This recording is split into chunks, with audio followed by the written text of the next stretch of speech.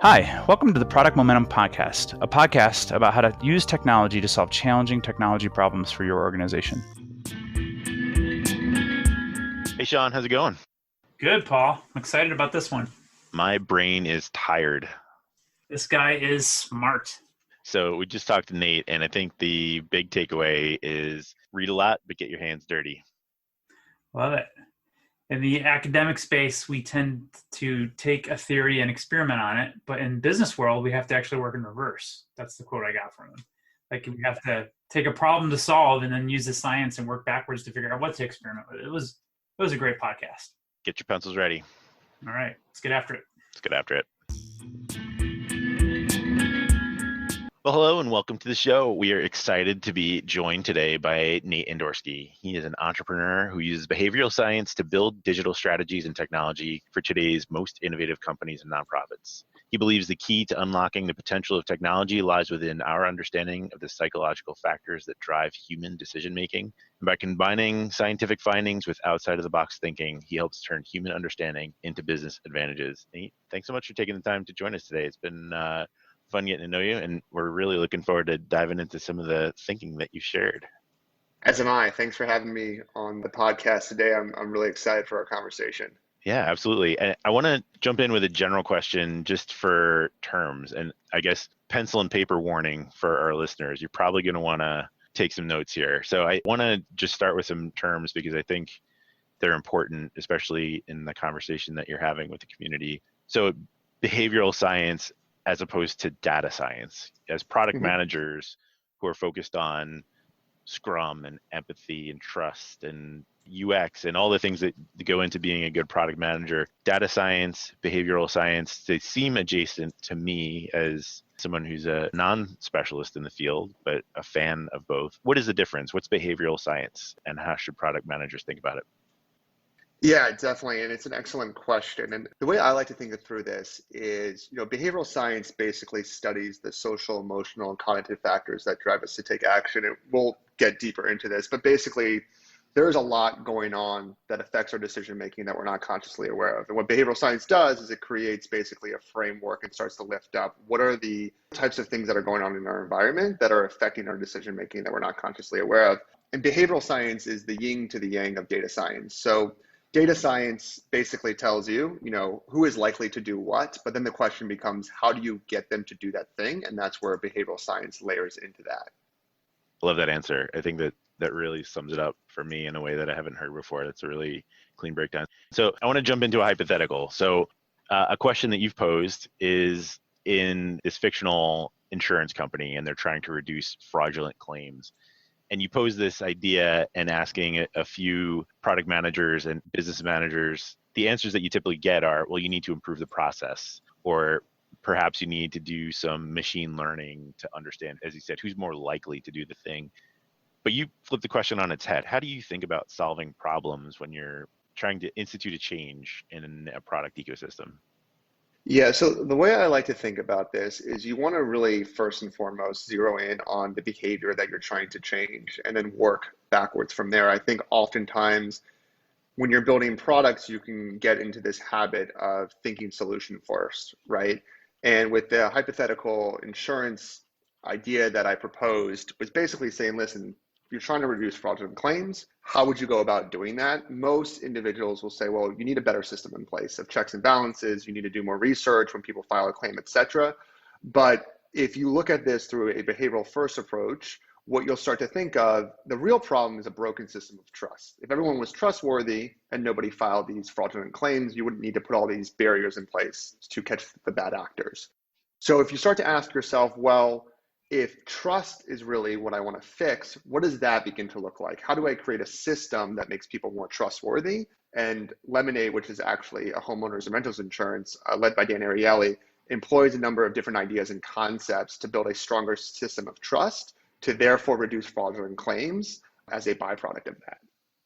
Interesting. So I want to talk about, based on Paul's first question, this concept that you have in the book that you laid out around say data, do data, and why data.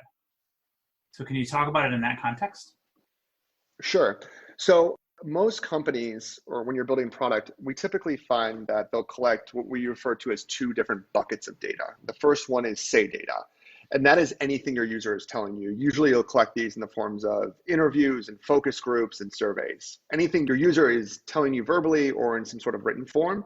The other bucket is what we refer to as do data. Do data is analytics. So as simple as Google Analytics all the way through sophisticated heat mapping and tracking tools.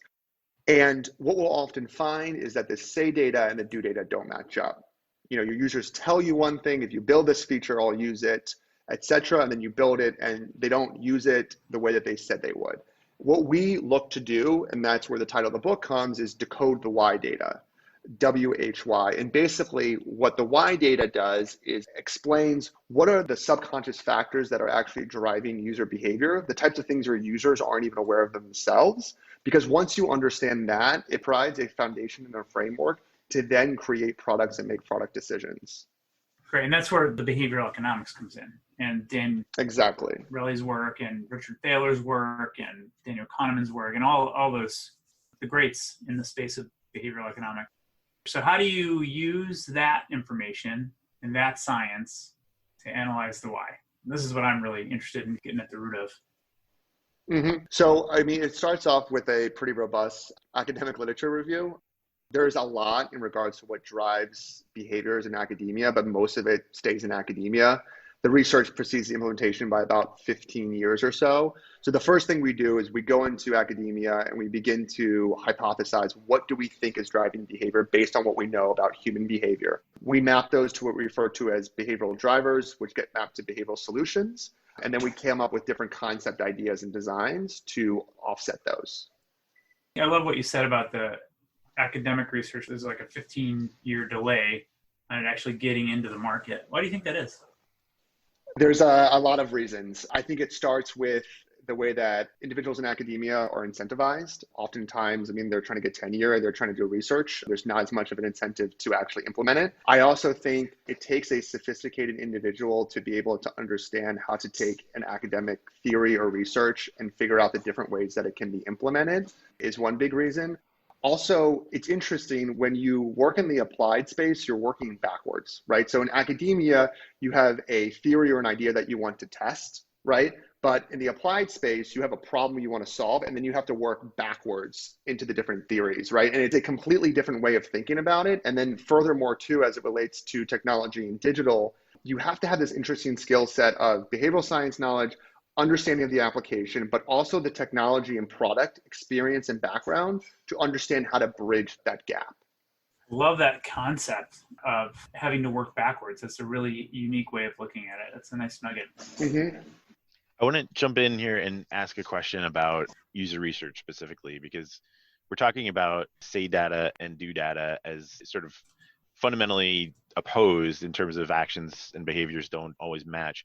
But I think, one of the things that I look at when I see every product kick off is a whole bunch of user research and usability testing of prototypes. So is it valuable to even ask those questions? Do we need to rethink the way that we're conducting user research of the prototypes that we're thinking about building? Yeah, it's definitely critical. But I think what we have seen is that information that you collect through those exercises, you want to really take with a grain of salt. They're a great place to start, but I wouldn't rely on them too much. Rather, I would use that as a foundation to begin and then use the why data to build. And then I like to use the do data as a means to either validate or invalidate your assumptions. Okay. So I think just drawing that out a little bit more, there's a ton to unpack in terms of the concept of hyperbolic discounting. And present bias, right? When people say they want to do versus what they do, and even what they say they want to do a week from now versus what they say they want to do right now is different. Use the analogy of offering somebody an orange or a chocolate bar. If you're offering them to me right now, the chocolate bar might be too tempting to think about my future goals. But if you're offering them to me in a week, well, I might be more mindful of my health goals, and I'll take the orange in a week, but the chocolate bar now. So I think that the systems that we set up for the people who are trying to help, this is a long lead up, and I apologize for the approach, but what I'm thinking of is the journey map that often comes out of user research, right? They're linear. pain points and frustrations. And I think the thing that I think is often lost in the way that we think about our products is we don't think about how users feel in the moment. We think about them in a vacuum, sort of as time is linear, but time doesn't feel linear. Hmm. Yeah, and I think it's an excellent point. And this is one of the big challenges that we see when you think about any product that you're building where you're asking a user to take an action today that has a potential long-term benefit, right? So you see this in the health space, exercise more, eat better. You see this in the education space, learn a skill today. You see this in the finance space, save more money today. And this idea of present bias, where we heavily overweight our present situation versus the future. We prefer immediate rewards, but even furthermore, the way that time works is we heavily discount anything that happens in the future, right? And that's where this idea of hyperbolic discounting comes into play, where whether it's a pain or a gain, if it's in the future, we don't feel that as much. So one of the ideas is, $20 today feels very different than the question of getting $20 in a week or 2 weeks, right? And that's where this comes into play. And I think that inherently, and this is one of the things I talk about in the book too, is, gamification models, any reward paradigm are basically substitutions. And the idea is that because you're taking an action today and we want a reward from the action that we take, because if we don't get the reward, we're not going to take the action again. But since that reward is so far in the distant future, we have to substitute that in some way, right? And that's where you see a lot of these sort of gamification models come into play, using some sort of rewards paradigm for taking an action. But I think one of the dangers of this too is if you don't really understand the psychology behind it and the behaviors you're trying to drive, as I also talk about in my book, some of these can very well backfire too. So is that hook model valid? Is it something that we can actually use for the benefit of the people who are trying to help? It is valid, but I think you do need to be careful with it. And I think Nir he's a brilliant guy and has laid out a really interesting framework for using it. And there is a lot to unpack there. There's a lot of context dependence too, right? Yeah, exactly. I think Sean is correct on that. I mean, one of the things the book talks about, in terms of a hook model is like extrinsic versus intrinsic rewards, right? And how that all works and how you can actually crowd out something that is intrinsically motivated by offering an external reward. So there's a lot to sort of unpack there, but that model definitely is one model that can be very effective.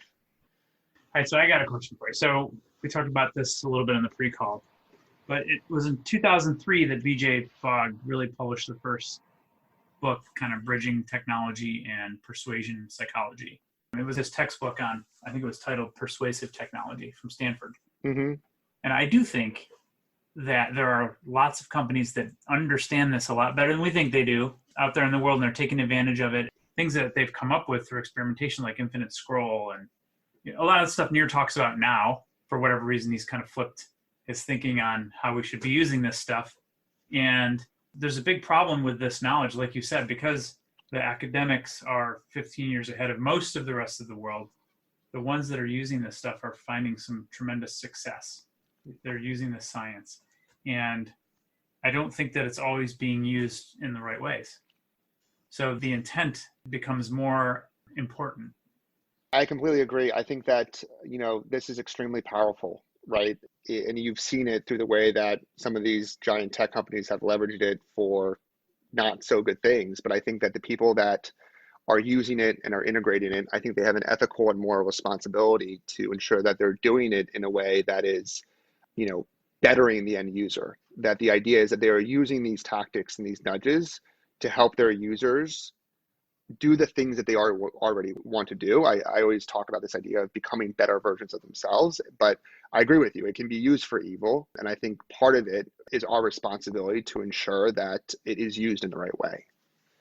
Have you thought it through, or do you have any advice in terms of how to set up the bumpers for that?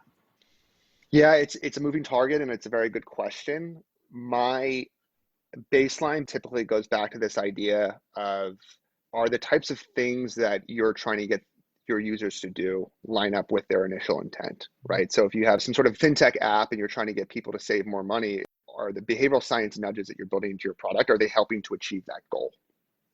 I think it's a great barometer. I think the way that we approach every decision, though, it might be from the standpoint of just saving time, right? But just a generic productivity app, or I'm in a time and attendance enterprise billing app, and I'm looking at if I'm saving somebody time, if I'm helping them be more effective, it might not be their stated goal, but I'm improving their life overall. And I think that there are implicit goals that we can start to build trust around our user base on, just because we have their best interest at heart. It goes back to that idea of trust to begin with. Hmm.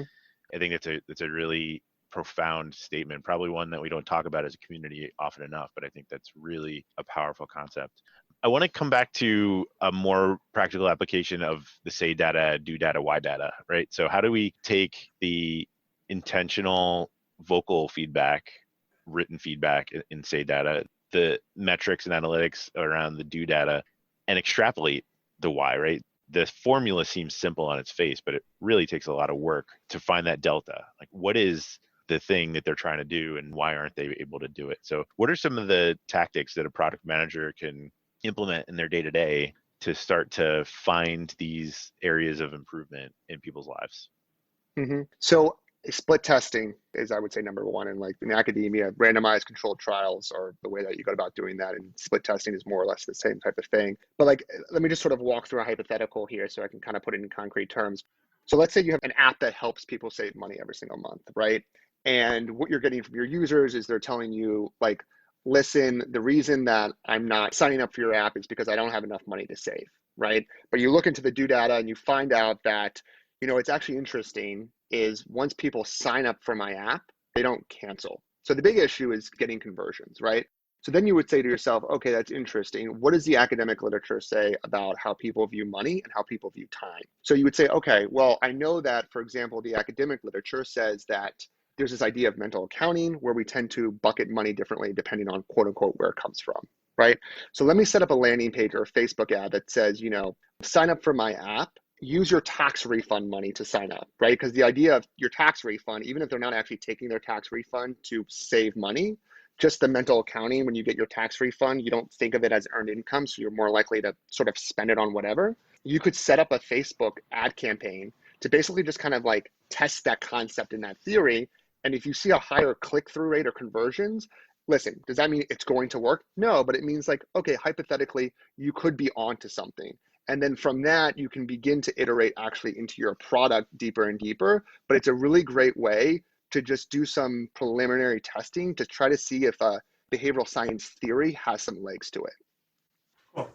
So I know I picked on you a little bit talking about the intent and being able to use this stuff for evil, but I have seen that you've done a lot of stuff in the nonprofit space. And some of the things you publish are phenomenal, like how to use behavioral economics to really move the needle for some of these nonprofits that are trying to do great things in the world. So thank you for that work. Thank you. And along those lines, there's so many heuristics out there now that we know about. There's so many behavioral economics tricks, so to speak, or things that you can use to kind of nudge, to use your word or Richard Thaler's word from his book. What do you think are the top, if you were to pick the top 3 behavioral economics heuristics that all product people should be aware of? So the first one I would say is, and this actually comes from the nonprofit space, but the idea of the identifiable victim / beneficiary effect. Basically what this talks about is we have a tendency to offer greater aid to a specific individual versus a group of people, but that goes even deeper into this idea of stories and connecting individually with a person. We think about the world, we process information in stories. We're not great with numbers and data. And if you think about it, the best startup pitches you've ever heard, they revolve around stories, right? The best onboarding processes you've ever heard, they revolve around stories. Like, stories have a lot of power in them. That is definitely one I would look at. The other thing is the herd effect and social norm theory. We follow the crowd, right? And the way that this can be deployed and leveraged are infinite. But this idea, when you're trying to get people to do something, giving them insight into what others are doing and individuals that are like them, can have a lot of power behind it. So those 2, although it's really, really hard to pick, are probably 2 of the ones that I think would be really interesting to explore if you're looking to get your hands dirty. Oh, that's good. Cool. Yeah, I think the story piece, as the son of a librarian, is near and dear to my heart. I think the way that we tell stories and create the hero narratives of ourselves in our own mind really is key to how we identify the values and virtues that we want to see in the world. And I think that there's something there that is really powerful in the way that you look at behaviors and personalities, right? So behavior doesn't reflect personality. And I think one of the key elements of every persona I've ever generated is, are they a C on the disc profile? Are they an INTJ on the Myers-Briggs? We look at personas as personality types, and how does that personality type usually behave? But maybe that needs to be turned on its head. Yeah, and it reminds me of this story. So Danny Kahneman, he was in an NPR interview, and he was talking about this instance. He grew up in Paris, and he's Jewish, and this was during when the Nazis were in power, and he was out past curfew, and this SS officer came across him, and Danny was trembling with fear, and the SS officer approached him, and he picks Danny up and he hugs him close, and he puts him down, and then he shows him a photo of his son, and he gives him money, and he lets Danny go on his way. And Danny makes this really interesting comment that here is this really, really evil person, but in certain circumstances can be kind, right? And that sort of just goes to your point that like oftentimes the behavior might not be driven by the personality per se, but even more so by what's going on in their environment, right? And to your point and sort of my point about the storytelling, I mean, that sort of narrative and that lesson that I just talked about, because it was done through a narrative, how much more of an impact that has to really, I think, communicating my point, etc. So I think that that's very germane to the times that we live in, right? So the way that we're looking at digital experiences are as motivators and organizers of behaviors for the way that people want to see change in the world. More and more, we're seeing that you look at the most commonly downloaded apps in the app stores as a social barometer for where people are at. Yeah. It's a really interesting time to live in as we're looking at software is becoming the way that people express their values. You can see it in the amount of times you download an app as a society, what people are most concerned about. It's a very, very interesting analysis of, I think, as I said, a barometer of where we're at. Yeah, that's fascinating. I mean, I think you're spot on there, and it's really interesting to think about it in that way. All right. So in this context of personas, to keep pulling on Paul's question there, do you find value in them in terms of deciding which heuristics to apply and which things to experiment with? Yeah, and this is a great question because I still haven't figured out the right answer, but I'll walk you through some of my thinking. So I think that they're definitely informative.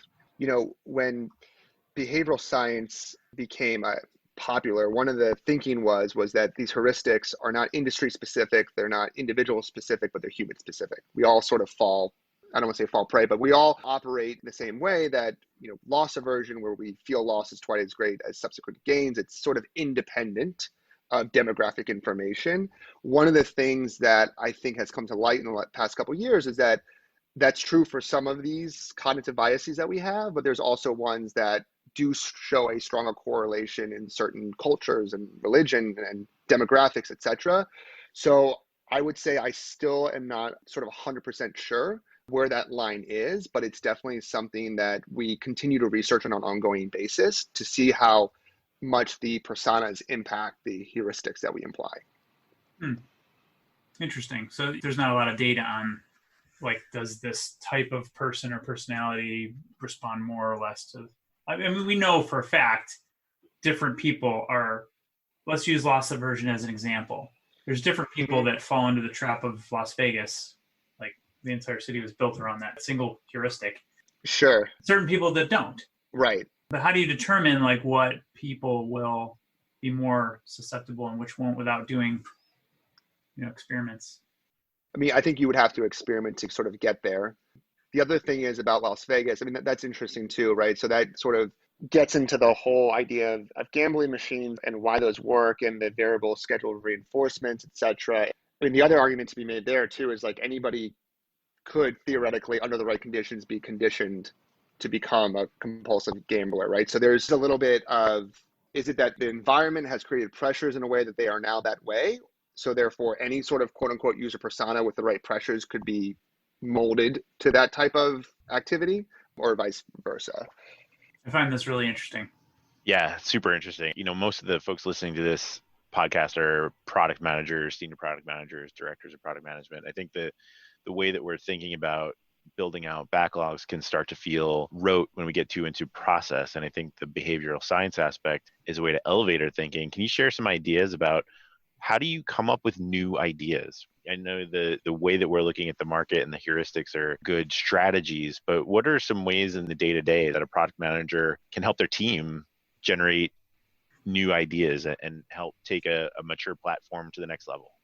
So the biggest piece of advice is just experience, right? Read as much, get your hands dirty, find as many different applications of this as you possibly can. The second thing is reverse engineering.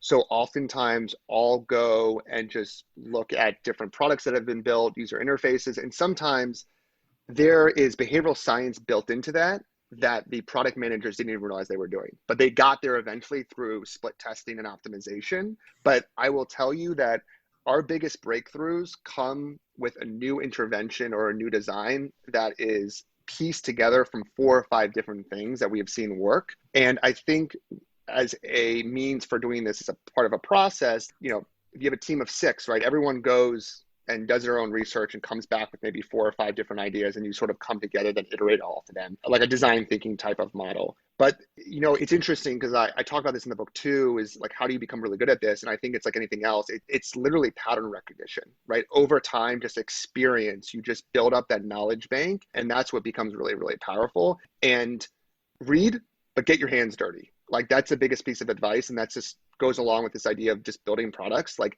you're not going to really learn this until you start banging it and banging it and banging it and see what works and what doesn't work.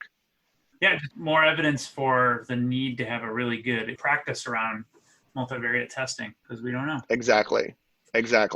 Yeah, the way that you phrased it before is just in swimming with the flow instead of against it. So as you're observing behaviors, the more aligned you are to the outcomes and the values, the easier, the more natural this becomes. And I think it's really having the mindfulness to be present in your users' experiences so that you're going with the current. You're sharing a path that they can follow that matches the narrative they want to have for themselves, as opposed to the slow thinking in Daniel Kahneman's framework. In slow thinking, you have to relearn every single step. The more natural it becomes fast thinking, and you start to empathize with your users, and your users start to find themselves lost in the process because it's so natural and it aligns so closely. I think that's the ideal, right? Yeah. Habits. Yeah. Exactly. And Dan Ariely talks about, with products is add fuel, remove friction, right? And I think that aligns really nicely to what you're saying is that concept there. Add fuel, remove friction. I like that. We always ask our guests to define the word innovation. How do you define innovation? How do I define innovation?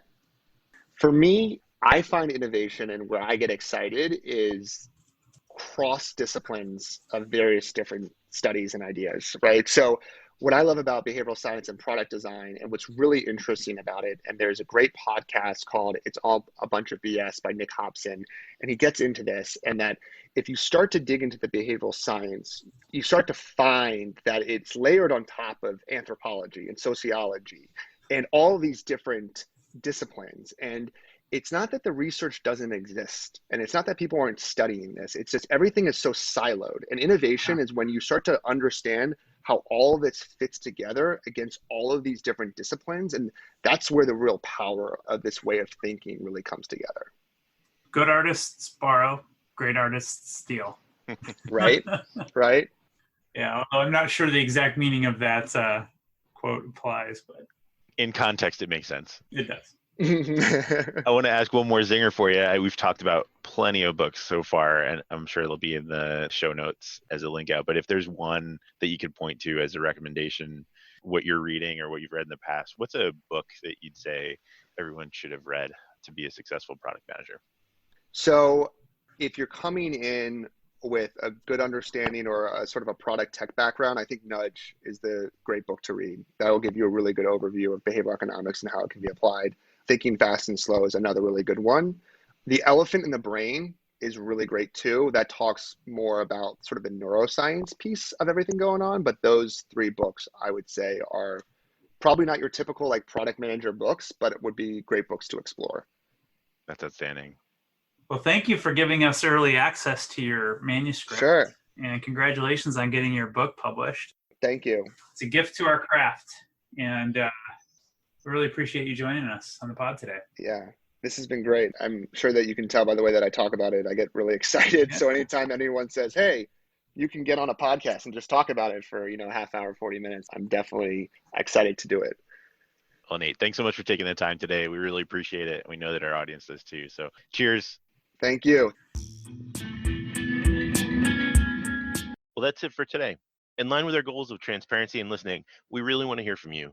Sean and I are committed to reading every piece of feedback that we get, so please leave a comment or a rating wherever you're listening to this podcast. Not only does it help us continue to improve, but it also helps the show climb up the rankings so that we can help other listeners move, touch, and inspire the world just like you're doing. Thanks, everyone. We'll see you next episode.